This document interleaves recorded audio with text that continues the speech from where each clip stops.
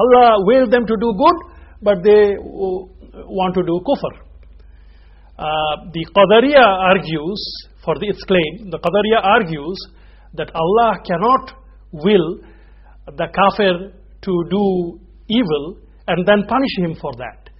For that would be, according to in their perception, that would be injustice. But this argument, this Qadariya argument is actually, the Muslim refutation is, this Qadariya argument is even more misleading, because, and it is like jumping from frying pan to the fire, because this Qadariya argument implies that the will of the kafir overpowered the will of Allah. In other words, their argument implies that the kafir wills, Allah also wills, but the will of the kafir was carried out instead of the will of Allah. Subhanallah. This is most reprehensible belief. The Islamic point of view is that Allah, the fact that Allah wills the kafir to do kufr is not any injustice, as Allah has perfect wisdom, perfect strongest evidence against his slaves. Another Qadariya argument is Allah does not create evil. It comes from evil sources. But the Islamic position is Allah does create evil, but Allah does not create pure evil, in the sense that there is no good in it. In fact, everything that Allah creates, there is some good aspect, there is some bad aspect.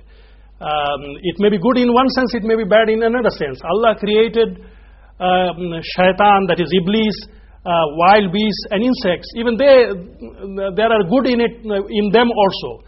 For example, Allah created Iblis to test his servants. Some of the servants will fight against the Iblis, will oppose his ways, and will submit to Allah's ways and become friends of Ar-Rahman, that is Allah Ta'ala. And some of these servants will follow the footsteps of Shaitan or Iblis and become Hizbu Shaitan, that is the servants of Shaitan, or the forces of Shaitan, soldiers of Shaitan. Now, the Jabariya group, another misguided group. The Jabariya claimed that man has no freedom. That is, they are compelled to do everything that men do. They have said, they have compared men with a man in the mountain top, or a feather blown in the wind, or a man in the mountain top who jumps from the mountain top into a deep, vast valley. While he is falling, he does not have any control.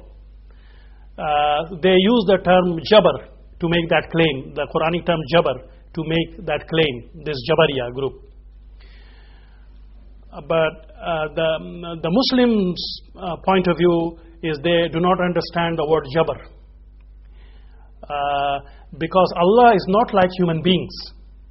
Allah is far above forcing anyone. Those who force anyone are those who cannot make others do or like to do or choose to do something that they will. But Allah is certainly able to do that. Allah can make His servants want to do or choose to do something that Allah wills without forcing the people, without forcing His servants. Second is that while using this notion of man being compelled, the Jabariya denies all man's responsibility and accountability and the burden of having committed the sins, and shift the blame on forces according to them,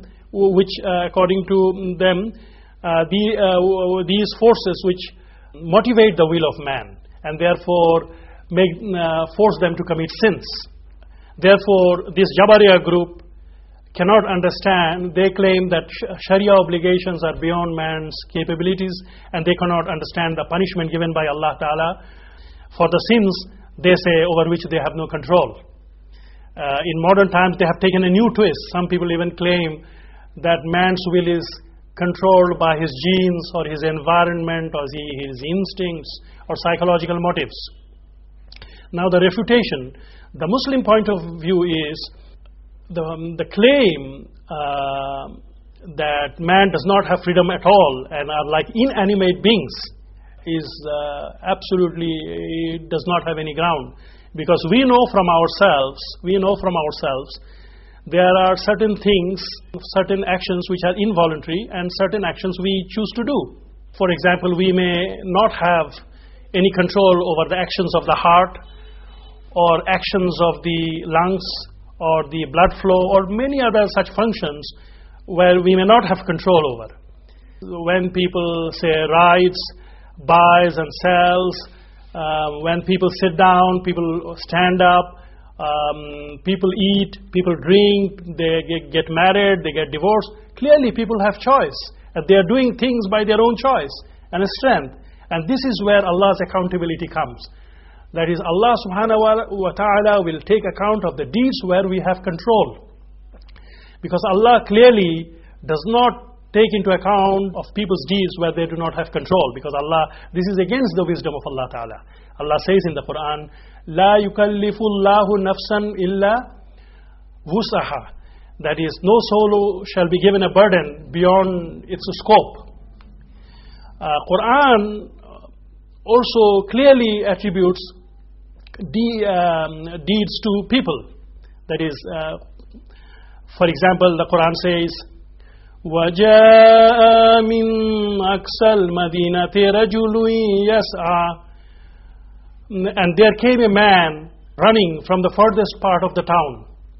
Clearly, Quran is attributing this deed to the man. فَوَكَذَهُ مُوسَى فَقَضَى عَلَيْهِ. So Musa struck him with a feast and killed him. Allah Ta'ala is attributing that deed to Musa alayhi salam. فَخَرَجَ عَلَىٰ قَوْمِهِ فِي زِينَتِهِ.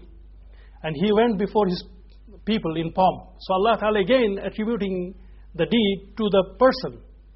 Another aspect where the Jabariya went wrong or were misled is that Jabariya believed that Allah created everything, including shirk, kufr, disobedience, including all evil, and Allah is pleased with it.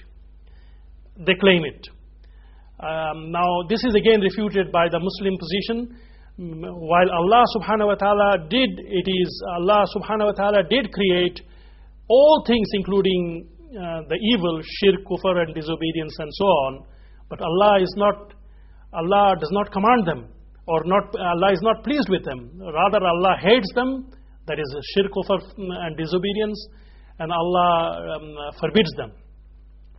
So those who say Allah is pleased with them are clearly lying against Allah subhanahu wa ta'ala.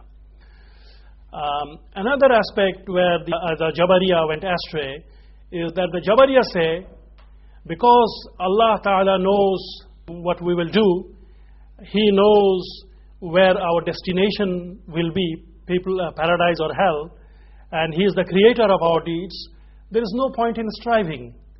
So they do not strive, this Qadari group, they do not strive, they do not make any efforts, arguing that they do not make any efforts to do good, which will take them to paradise and protect them from hell, arguing there is no point in striving because Qadariya, Allah's Qadar is bound to be carried out. Thus this Jabariya group have forsaken dua and other good deeds, the deeds that Allah has commanded, and they have forsaken the idea of taking the means to an end. But if we look at the Quranic commandments, we see that Allah Ta'ala orders us to pursue the prescribed means. For example, when Allah Subhanahu wa Ta'ala says, such and such will have provision, Allah also creates the means by which He will have provision.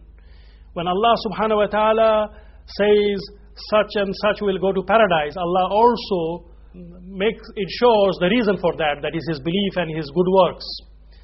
Whoever says that there is no need to strive, simply do not understand the qadr of Allah. Similarly, if Allah subhanahu wa ta'ala has decreed that someone will go to hell, Allah has also decreed the reason for that. In fact, the Quran is